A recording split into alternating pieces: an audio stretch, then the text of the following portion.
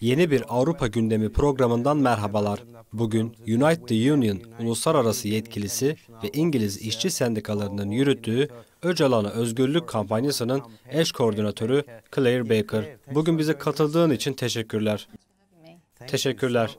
Kürt halk önderi Sayın Öcalan'ın durumunu konuşmak üzere bugün seni konuk aldık. Siz de biliyorsunuz ki Önder Öcalan üzerindeki ağır tecrit halen devam ediyor. 23 yıllık esirliği ve mutlak tecrit altında tutulan Öcalan'a uygulanan muameleye ilişkin görüşleriniz nelerdir? Öcalan'a uzun yıllardır uygulanan tecrit aslında Kürt halkına uygulanan uzun soluklu bir tecrit niteliği de taşıyor. Öcalan'ın tutsaklığı kesinlikle uluslararası yasalara ve Türk yasalarına da aykırıdır.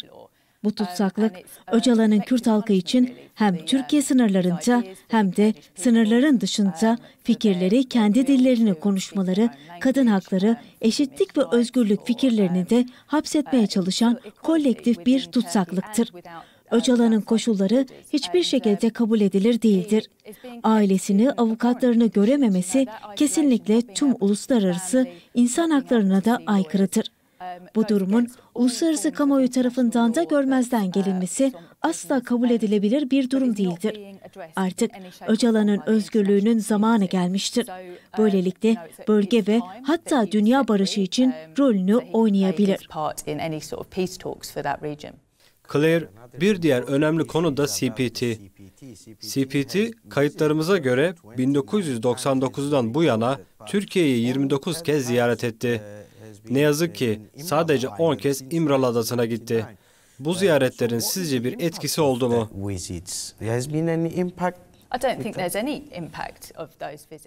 Bu ziyaretlerin herhangi bir etkisi olduğunu düşünmüyorum. CPT yapması gerekeni yapıp Öcalan'ın tutsaklığına ilişkin ciddi konuları ve hatta Türkiye'deki politik tutsaklarında durumunu gündeme getirmemiştir. Öcalan'ın tutsaklığı dünyadaki en uç noktadaki durumdur.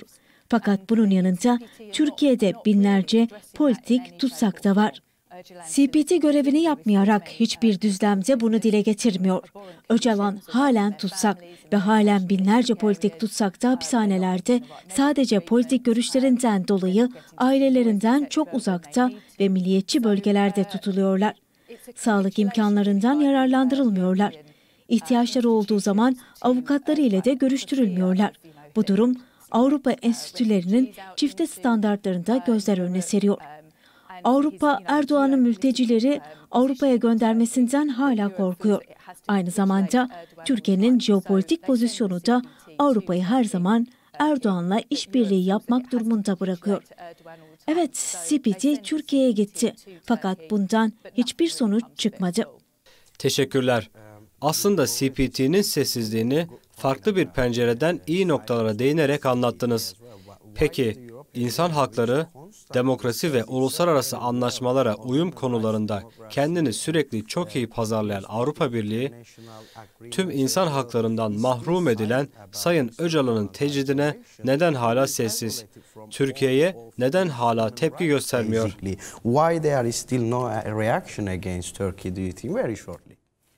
Bunu Türkiye'nin Avrupa Birliği'ni sürekli tehdit etmesine bağlamak mümkündür.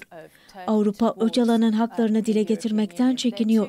Çünkü Türkiye'nin yapabileceklerinden çekiniyor. Örneğin İsveç ve Finlandiya'ya ilişkin, NATO'ya ilişkin son gelişmeleri ve Türkiye'nin tutumunu da gördük. Avrupa stratejik çıkarları için Türkiye'ye ihtiyaç duyuyor. Türkiye'yi her zaman bir kenarda ellerinde tutmaya çalışıyorlar.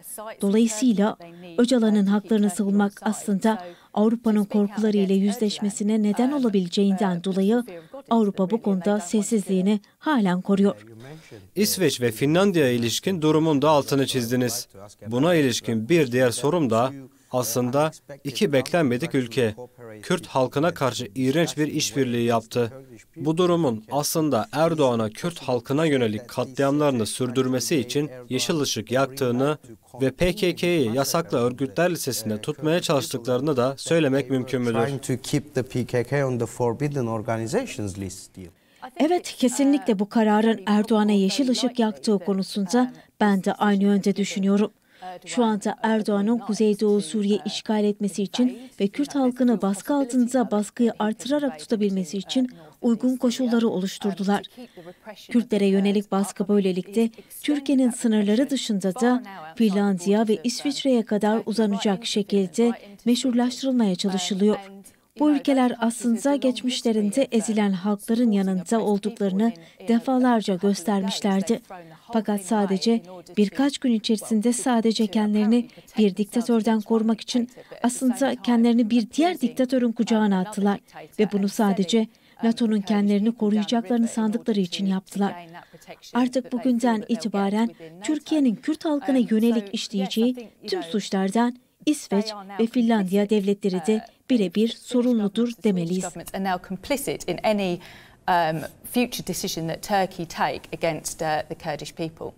PKK'nın listelerden çıkartılması konusunda birçok milletvekili ve Avrupa'nın dört bir yanından Avrupa parlamenterleri ile işçi sendika liderleri PKK'nın yasaklı örgütler listelerinde tutulması ve Önder Abdullah Öcalan'ın da izolasyon altında tutulmasını aynı problemin iki farklı yüzü olarak değerlendiriyorlar. Bu durumu nasıl değerlendireceksiniz?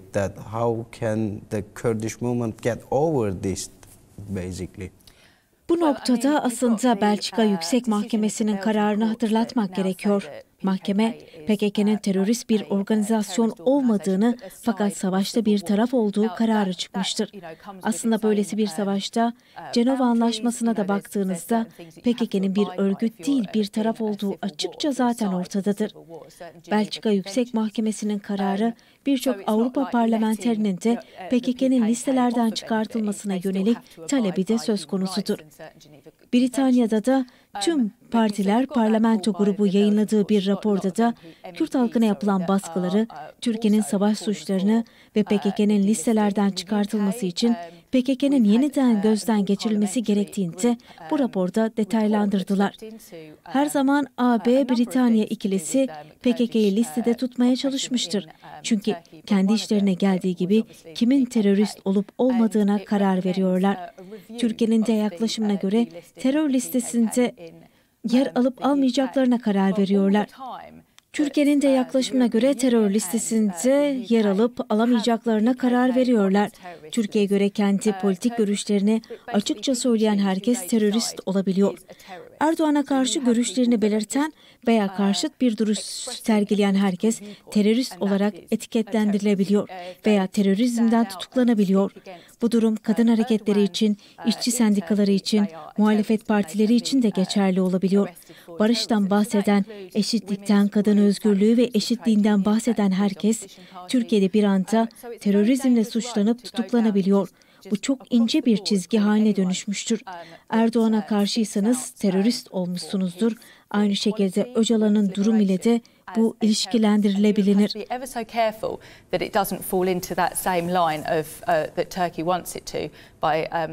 Öcalan'ı destekleyen veya savunan herkes istisnasız terörist olarak etiketleniyor.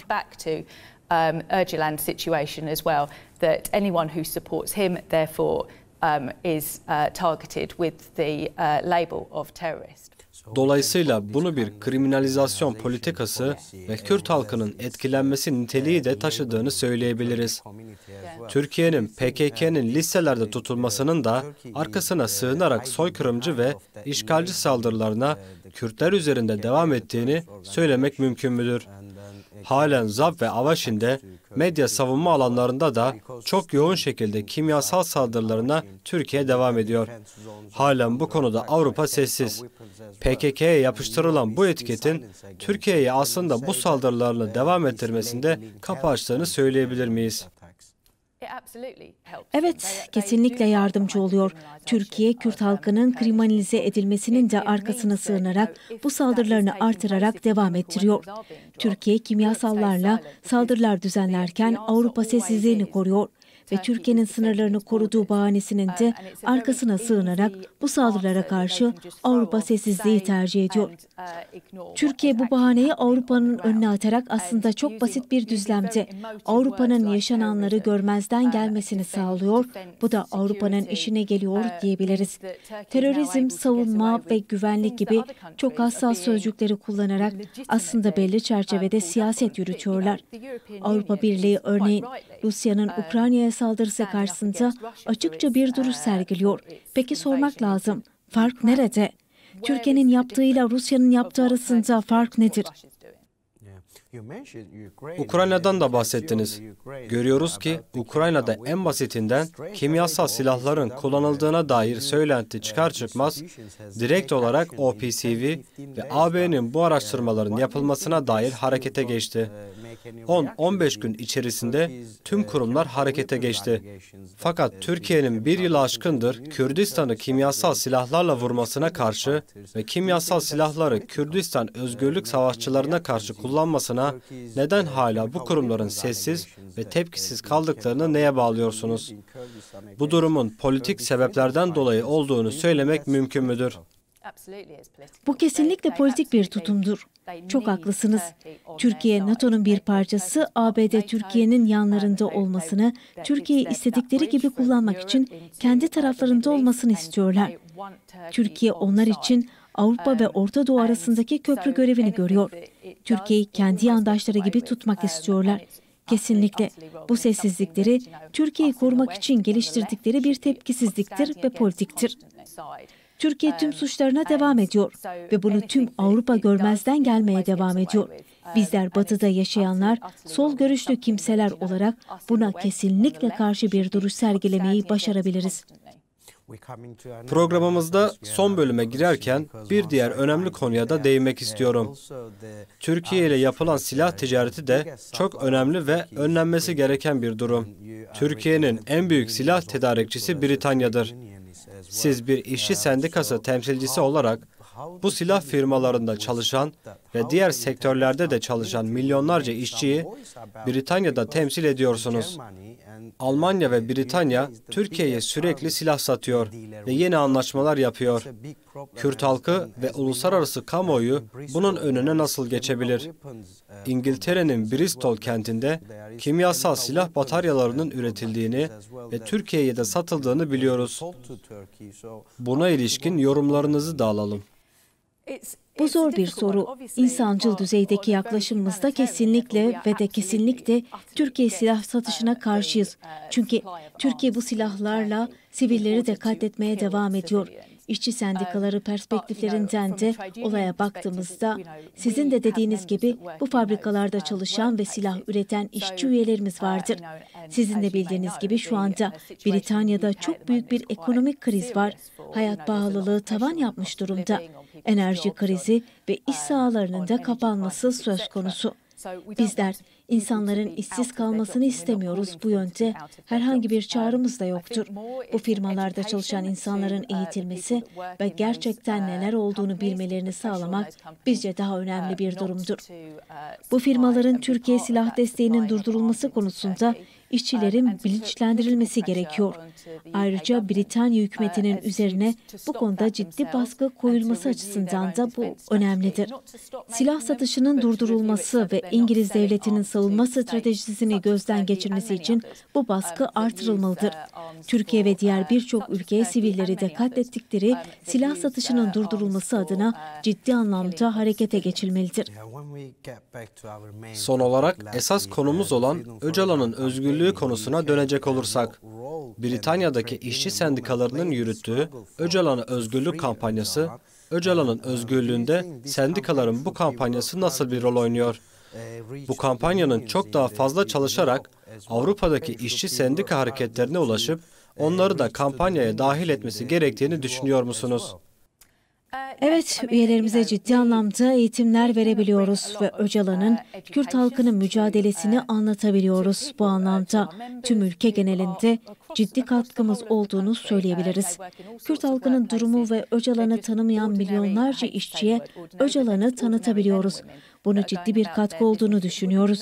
Britanya'daki işçilerde normal insanlar sadece dünyanın farklı bir yerinde yaşıyorlar ve bölgede yaşananlara ilişkin bilgi sahibi değiller. Bizlerin onları bilgilendirmesi gerekiyor.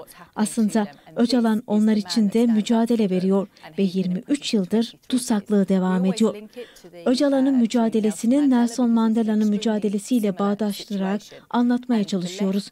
Çünkü İkisinin çok benzer yönleri mevcuttur. Britanya'daki sol hareket, Mandela'nın özgürlüğünün önemini iyi kavramıştı. Bu konuyu işçilere anlatabilmemiz için önemli bir bağlantıdır. Avrupa'daki birçok işçi sendikası ile bu konuda da bağlantılar kurup çalışmalar yürütme girişimlerimiz oluyor. Fransa, İspanya ve İtalya'dan da bazı sendikalardan da Öcalan'ın özgürlüğünün sağlanması için destek alıyoruz. Bunu İrlanda'ya da taşımaya çalışıyoruz. Bu kampanya başlamasından bu yana çok uzun bir süre geçmedi. Fakat bu kısa sürede de çok ciddi gelişmelerin yaşanmasına vesile olundu. Halen Britanya'da yeni sendikaların kampanyaya katılmaya devam ettiğini de görüyoruz. Bu desteği elbette Avrupa Birliği'ndeki sendikalardan da almaya yönelik çalışmalarımız devam edecektir. Claire Baker, bugün bize katıldığınız ve değerli yorumlarınız için teşekkürler. Teşekkürler. Teşekkürler. Bugün Avrupa Gündemi programında Unite the Union uluslararası yetkilisi ve Öcalan'a özgürlük kampanyasının eş koordinatörünü konuk aldık. Bir sonraki Avrupa Gündemi programında görüşmek dileğiyle. Bizi izlediğiniz için teşekkürler.